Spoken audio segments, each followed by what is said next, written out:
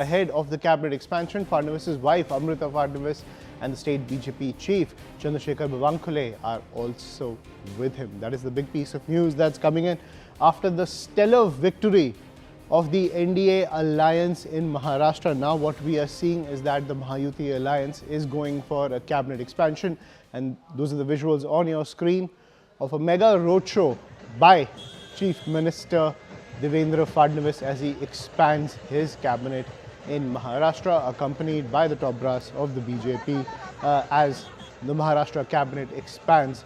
I'm joined by my colleague Yasha Kotak on the broadcast to get more details. Yasha, over to you. 24 and all volunteers who supported the plan of this mega event. We'll try to reconnect with Yasha, but those are the visuals on your screen, ladies and gentlemen. Devendra Fadnavis leading the charge when it comes to the cabinet expansion in Maharashtra. A mega show of strength by the Mahayuti alliance as it takes hold in the state of Maharashtra. Remember, it was a stellar victory for the NDA alliance led by Devendra Fadnavis, as well as the Shinde Sena, as well as the Ajit Pawar-led NCP. And Yasha is back with us on the broadcast. Yasha, give us the details.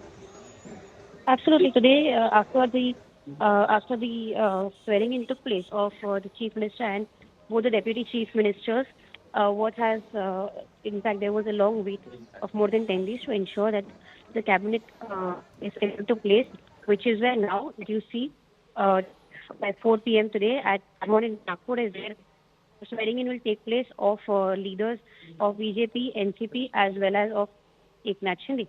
So here, particularly now, when you seek of details that come in, there are, as far as source-based information from BJP is concerned, there are 19 leaders from BJP who've received a call. In fact, there was a key meeting of the central leadership that took place late last night to discuss as to who all would be sworn in, which is where, of course, there will the speculation is that Nitish Rane, Pankaja Munde, among others, would be the leaders who would be taking oath today, so that they could be given cabinet vote. Apart from that, there are several NCP leaders such as Adit Tatkare who have also received a call, and so is the case now with the Shiv Sena, wherein Shambhu Raje Desai, Uday Samant, all of these leaders, those who were part of the previous government, those who were part of the previous cabinet as well, they would be a part of the new cabinet all over again. So these are details that have come in.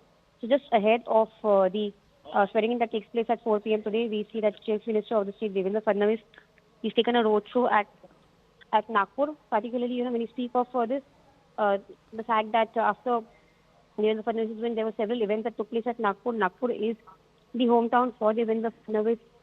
In fact, he was one of the youngest mayors of Nagpur when he was serving there. So all of these details, the fact that he's coming with that huge margin as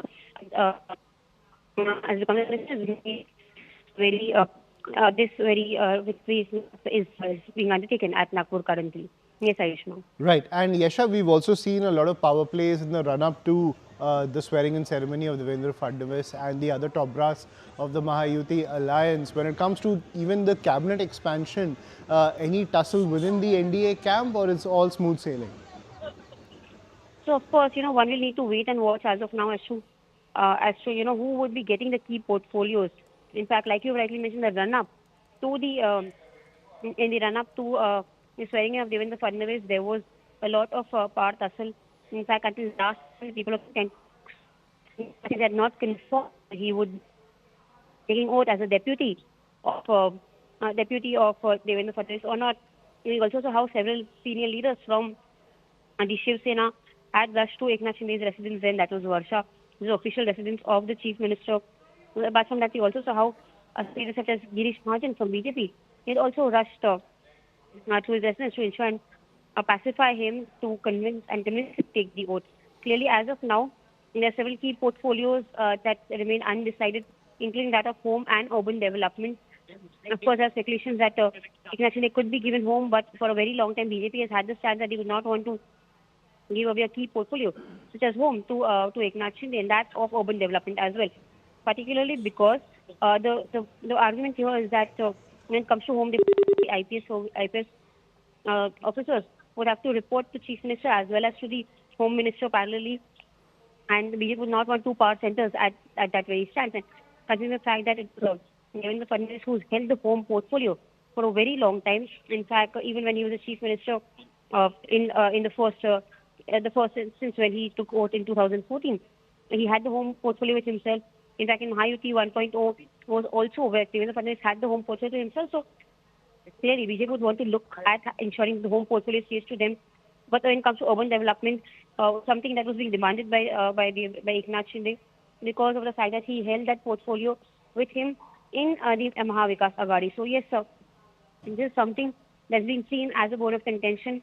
Of course, the list of leaders who will be taking oath is out, but what portfolio will be allotted to whom is something that one needs to wait and watch, particularly because of the fact that, we're also heading into the winter session of the Vidhan Sabha at Nagpur, and which is where all of these details will become crucial and important. Yes, Ayushman. Right. Thank you, Yasha, for joining us on the broadcast and getting us the latest from Maharashtra as the Mahayuti alliance expands its hold in the government. Now, shifting focus, ladies and gentlemen, to Uttar Pradesh, where Uttar Pradesh Chief Minister Yogi Adityanath